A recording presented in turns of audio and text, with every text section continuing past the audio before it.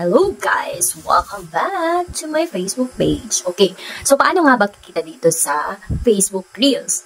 Meron tayong tatlong pinaka-importante na paraan para ikaw ay kumita dito sa Reels. Unang-una, kailangan consistent kasi yung pag-upload. Everyday, dapat may ina-upload ka at least 1 to 2 videos or hanggang 5, kaya pa yan, okay, na video a day.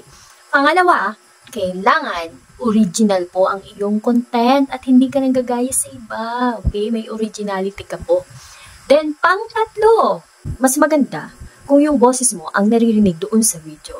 Okay? Pwede ka namang kumuha sa Facebook Sound Collection. Meron naman doon. If like mo, i-download mo lang yan. Okay?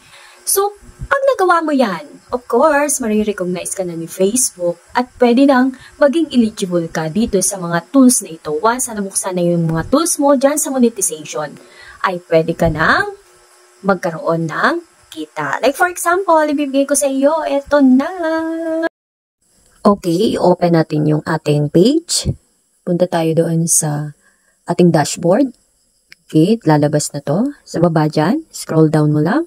Andyan yung monetization. Pindutin natin yan. Okay, pag na-open mo na yan, lalabas na yung mga tools kung saan ka na eligible. Okay, so ang na-open lang sa akin is yung start ko at saka bonuses. At hindi pa ako eligible para sa ads on Reels, sa live ads, in-stream ads, at saka sa subscription. So medyo mahaba-haba pa ang aking lalakbayin para dito. So yung stars, pwede kang bigyan ng mga friends mo or yung mga followers mo kung nagustuhan nilang video mo. So, kikita ka doon sa mga stars na yan.